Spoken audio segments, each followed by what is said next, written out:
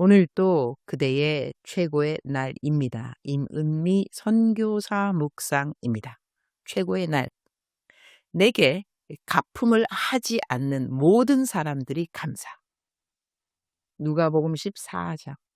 나는 이 세상에서 일어나는 일, 아니 나에게 일어나는 그 어떤 일도 결코 우연이 아니라고 생각한다.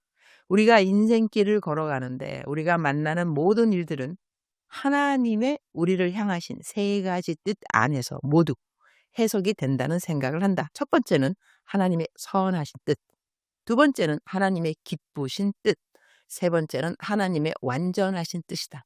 그러니 내 인생에 일어나는 모든 일들이 세 가지 뜻 안에서 일어난다고 생각하면 인생이라는 것이 무엇인지에 대한 해답을 어렵지 않게 분별하게 된다는 것이다. 어제 나는 점심에 식당에서 미국에서 오신 묵상 식구를 만나 하나님 이야기만 그야말로 온전히 하고 다음 사역을 위해 이동하려고 식당을 막 나오는 순간이었다. 식당 입구에서 어떤 분이 자전거를 타고 가다가 차에 부딪히는 일이 생겼다. 정확히 말하자면 그분이 차에 부딪힌 것이 아니라 자전거가 차에 부딪힌 것이다. 하지만 자전거가 충격을 받으니 그분이 그대로 넘어진 것 같았다. 나를 데려다 주신 김 목사님이 급히 차에서 내려 넘어지신 분에게 다가가 상황을 파악하고 사고에 대한 간단한 보고도 해야 하니 이런저런 대화를 나누고 있었다. 그 사이 나는 차 안에서 급히 나의 기도방에 글을 올렸다. 방금 사고가 났으니 기도를 부탁드린다는 말과 함께 혹시라도 이분이 우리에게 불이익을 줄 만한 일들이 생기지 않도록 기도해달라고 부탁했고, 물론 그분의 안전도 기도해달라고 적었다. 급한 기도 제목이라고까지 말했다. 그런데 나중에 생각해보니 사람이 넘어졌으면 우선 어디 다치지는 않았을까 하는 마음이 먼저 들어야 하는데, 나는 그렇게 생각하기보다 혹시 조금 다쳤는데 많이 다쳤다고 하면 어떻게 하지? 이 일로 내가 불이익을 당하는 것이 있으면 어떠지? 하는 생각이 먼저 들었다는 것이다. 이것이 정상일까? 내 차에 어떤 사람이 부딪힌 상황, 아니 자전거가 부딪힌 상황이라 하더라도 그 사람이 다쳤는지 안 다쳤는지에 대한 염려가 먼저 드는 것이 아니라 나에게 닥칠 법한 불이익을 먼저 생각했다는 사실이 마음에 걸렸다. 내가 급히 기도 제목을 나눴는데 누군가에게는 이렇게 보였을 수도 있겠다 싶었다. 사람이 넘어졌는데 다친 사람이 얼마나 아픈지 기도해달라는 말보다 불이익 없게 해달라는 기도가 먼저라고? 그것도 선교사님이? 이렇게 느낄 수 있지 않을까? 그런 생각이 들었다. 그래서 즉시 다시 글을 올려 혹시 그런 생각을 갖게 했다면 사과드린다고 말씀드렸다. 요즘 내가 새롭게 설교하는 설교 제목 중 하나가 우리가 헛되이 받지 않아야 하는 은혜 두 가지이다. 첫 번째 은혜를 나는 이렇게 설명한다. 우리가 악인이기 때문에 받는 은혜, 우리가 죄인이기에 받는 은혜. 우리가 죄인이기 때문에 예수님이 돌아가셨다. 그러니 내가 악인이고 죄인이라는 사실이 분명해야 예수님의 십자가 죽으심이 헛되지 않은 것이다. 우리가 정말 하나님 말씀대로 매일 잘 살고 살면서 죄 짓는 일도 줄고 이웃에게 패끼치는 일도 저것이다 보면 어느 순간 구원의 본질을 잊을 때가 있다. 내가 죄인이기에 구원을 받았다는 그 가장 기본적인 진리 말이다. 그러다 문득 어떤 일로 인해 내 민낯을 보게 될 때, 아, 나는 정말 악하구나. 이런 나를 하나님이 구원해 주셨구나. 라는 깨달음이 깊이 찾아온다.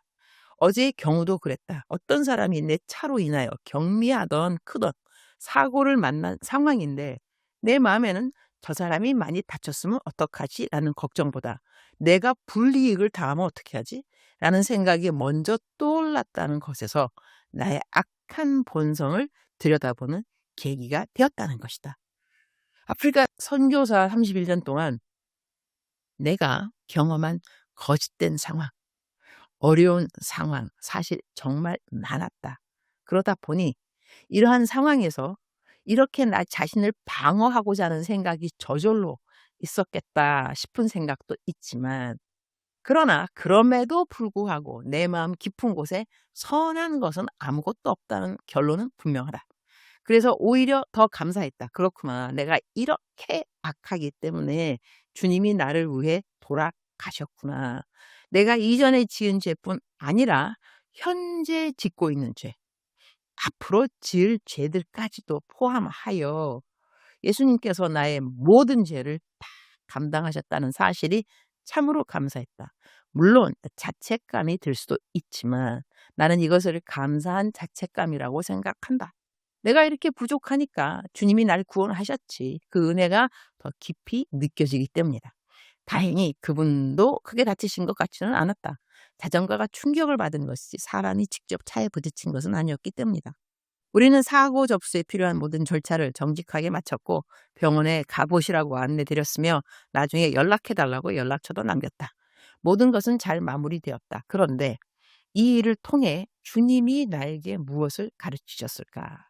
하나님의 선하신 뜻이 간과될 때 그것은 하나님의 기쁘신 뜻, 곧 우리가 하나님을 더 알아가고 하나님이 우리를 사랑하신다는 사실을 깨닫는 자리로 옮겨진다고 생각한다. 어제 사건을 통해 나는 내 안에 선한 것이 없다는 사실, 그래서 주님의 십자가 은혜가 더욱 귀하다는 사실을 다시 깊이 배웠다고 하겠다.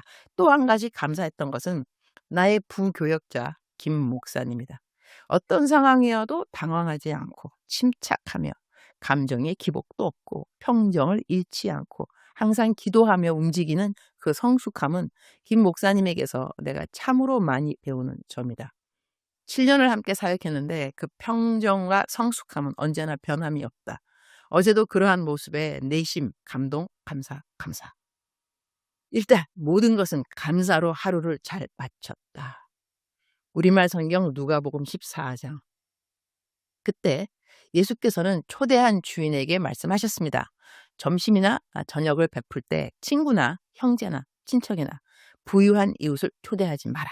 그렇게 하면 그들이 너희를 다시 초대해 갚을 수 있기 때문이다. 오히려 잔치를 베풀 때는 가난한 사람들과 지체에 장애가 있는 사람들과 다리 저는 사람들과 보지 못하는 사람들을 초대하여라. 14절. 그리하면 내가 복받을 것이다. 그들이 내게 갚을 것이 없기 때문이다. 의인들이 부활할 때 내가 갚음을 받을 것이다. 나는 이 말씀을 대할 때마다 주님과의 추억이 떠오르다. 이전에 어떤 사람이 내가 해준 일에 대해 단 한 번도 감사하다는 말을 하지 않아서 내가 하나님께 감사하다는 한마디인데 도대체 왜 그 한마디를 못하는 것일까요? 라고 불평하듯이 말씀드린 적이 있었다. 그때 내가 강조했던 것은 어떻게 감사하다는 말 한마디를 못하느냐 하는 점이었는데 그 순간 주님께서 아주 명쾌하게 이렇게 답해 주셨다. 그래, 한마디인데 그 한마디 너는 안 들으면 어떠니? 우와, 대박. 정말 감동이었다. 어떻게 이렇게 예수님은 말씀을 잘 하시는지. 나는 주님께 주님 어쩌면 그렇게 말씀을 잘 하세요?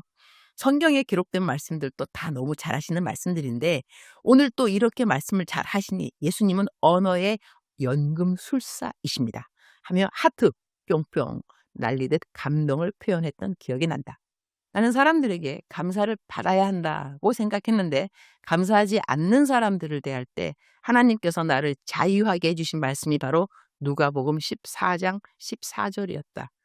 내게 아무것도 갚을 것이 없는 사람에게 베풀어라. 그러면 의인들이 부활할 때 내가 갚을 받을 것이다. 나는 이 말씀을 이렇게 삶에 적용해 보았다. 내가 한 일에 대해 감사하다는 말이 나에게 돌아오지 않는다면 그 사실 때문에 실망할 것이 아니라 오히려 더 기뻐해야 한다.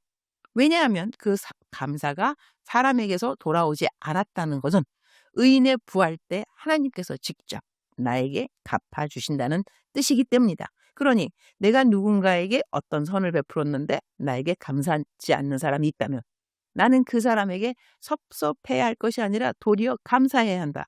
감사를 돌려받지 않을수록 그 모든 것들이 하나님께서 나에게 상으로 갚아주실 부분으로 남겨지는 것이기 때문이다. 그래서 나는 깨닫게 되었다.